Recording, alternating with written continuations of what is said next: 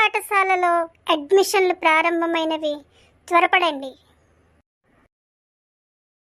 చెల్లి సునీత, చెల్లి శాంతి స్వరూప, మరి తర్వాత కథను మొదలు పెడదామా? చెప్పు అన్నా. సీత కష్టాలను తలుచుకుని సునీత 2 రోజుల నుంచి ఏడుస్తూనే ఉంది. ఎందుకు చెల్లి ఏడవద్దు, మనం ధైర్యవంతురాలైన సీత కథను చెప్పుకుంటున్నాం. మరి తర్వాత కథను మొదలు పెడదామా? ఇంకేమి జరిగి ఉంటుంది? తల్లి తండ్రి కూలి పనికి వెళ్ళి 4 రాళ్లు సంపాదించి దానితో ఆ పిల్లనెత్తిన నీళ్లు పోసి పెళ్లి చేసి ఉంటారు.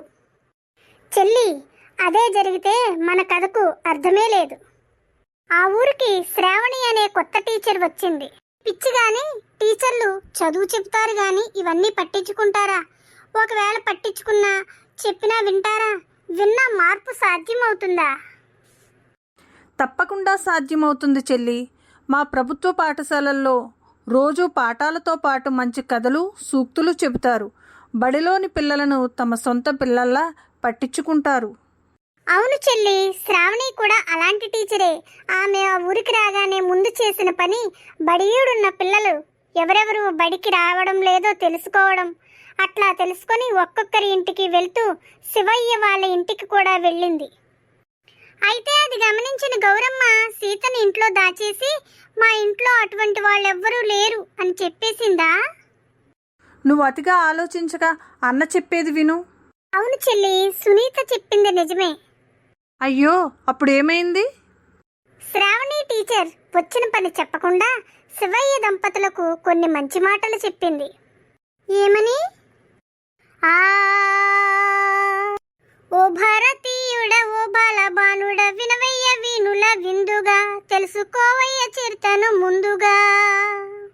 ఎన్నో జన్మల పుణ్య ఫలం బది మానవ జన్మంబు, అవును మానవ జన్మంబు, అందులోనూ ఆడపిల్లగా పుట్టుట శ్రేష్టంబు, అవును పుట్టుట శ్రేష్టంబు.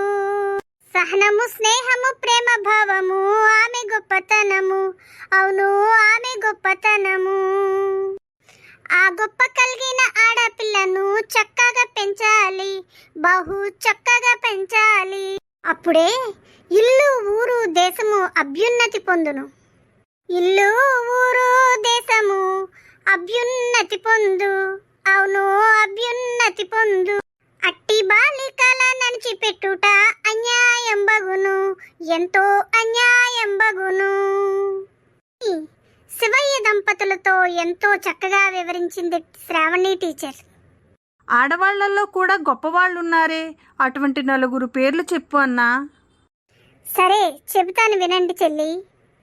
రుద్రమ్మదేవి చూడరాసై, శత్రువులను చెండాడేరాసై, సరోజిని నాయుండురాసై, స్వరాజ్య సమరం చేసేరాసై, సంగం లక్ష్మీ బాయిరాసై, బాలలను బాగుపరిచేరాసై, కల్పనా చావ్లా చూడరాసై, అంతరిక్షమున తిరిగేరాసై.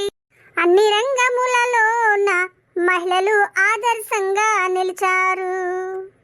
భళానంటి బల తమ్ముడా, మేలు బల నొయ్ తందానా, భళానంటి బల తమ్ముడా, మేలు బల నొయ్ తందానా, తరికిట జుంతరిథా.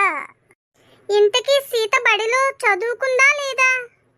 చెల్లి సునీత, చెల్లి శాంతి స్వరూప, తర్వాత కథను మరలా రేపు చెప్పుకుందాం. ఆమె చదువులో ఎలా ముందుకు సాగిందో తెలుసుకోవాలి అంటే తర్వాత భాగం తప్పక చూడండి. కథ మీకు నచ్చిందా? లైక్ చేయండి, షేర్ చేయండి, సబ్స్క్రైబ్ చేయండి.